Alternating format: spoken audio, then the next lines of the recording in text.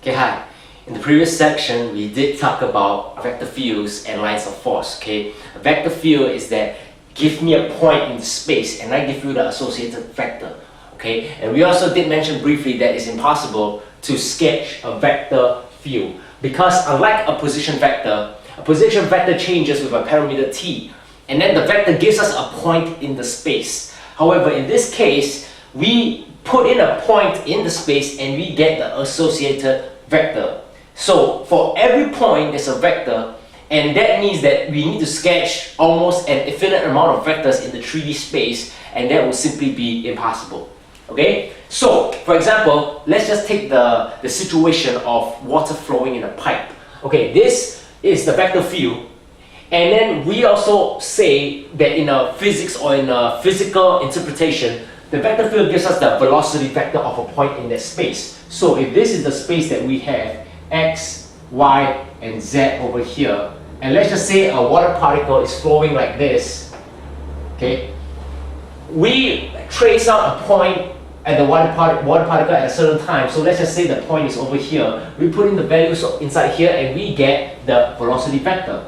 So, and that is the velocity vector in which the particle is traveling. Let's just take, for example, 216. And this is what we know as lines of force.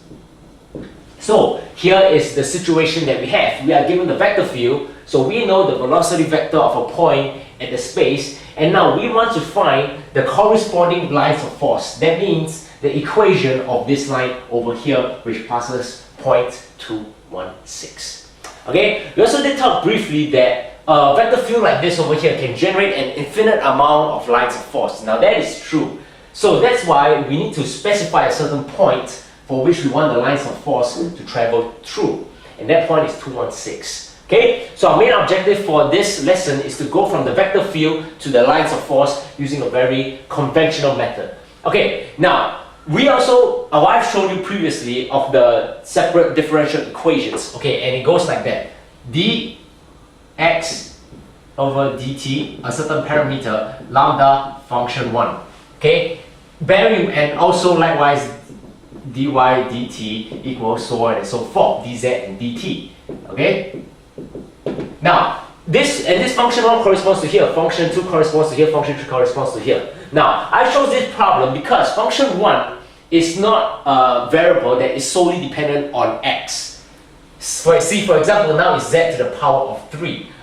Now, is this still possible to solve the differential equation? Well, it is, okay, because we have 3 of them.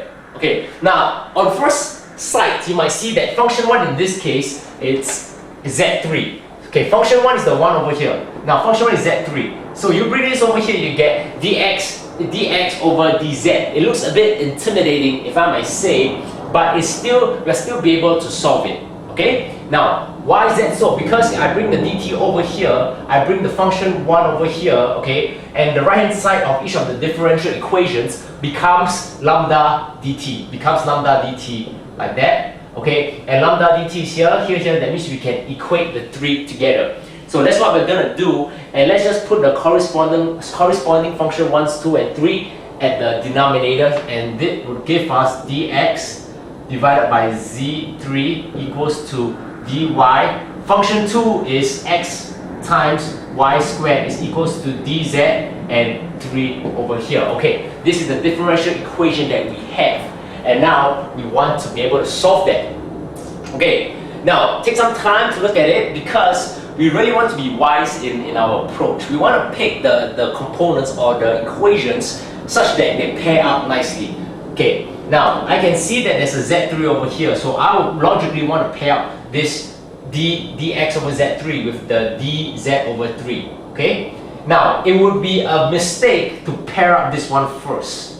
Why is that? Well, even though we got a y here, there's an x over here. So if we bring the x over here, we need to integrate that with respect to z. Okay?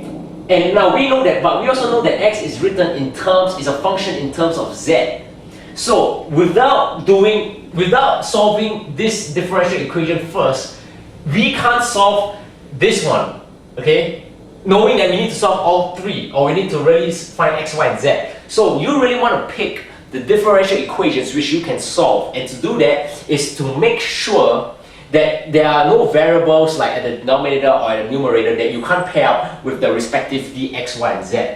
Okay, so we are pairing up these two. I'll bring the z3 over, the 3 over, so I got 3 dx is equals to z3 dx. Simple enough, integrate both sides. Okay, now plus I write ca and it's equals to 1 over 4 z4.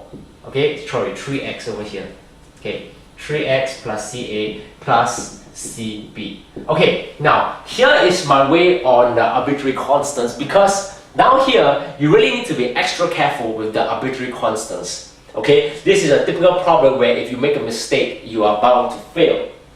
Now, I always write A, B, and C, so on and so forth. But later when I compile all of the constants together, I will write them as C naught. Okay, this is an example of what I mean. Okay, 3x over here equals to 1 over 4 z4 plus cb, take away ca. Okay, now I'm going to divide both sides by 3, so I isolate x on one side. So it's 1 over 12 z4 plus cb, take away ca, divided by 3.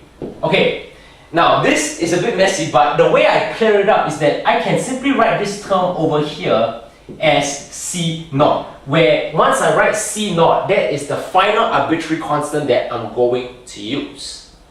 What does that mean? It means I will simplify the equation to a point where once I'm satisfied with it, just like how I'm satisfied with this equation now, I will just change the arbitrary constant to C naught. Okay, so that this whole thing becomes equals to 1 over 12 z4 plus c naught, and that is our solution for this differential equation. Okay, now I know c naught equals to cb minus ca over 3, but I don't need to write that because, like I said, if this is an arbitrary constant, this is also an arbitrary constant, and since I'm satisfied with this form, I'll write c naught over there. Okay, so take a look at it and see whether you understand what's going on.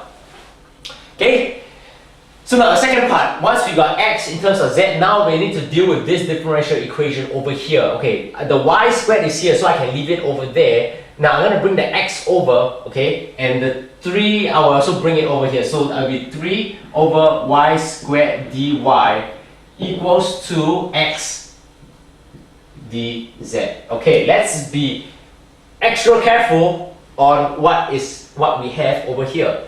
3 over y squared dy is equals to x dz. Okay, mistake students make, or you might make. You might integrate this, okay, and this one becomes xz. Okay, treating the x as a constant term.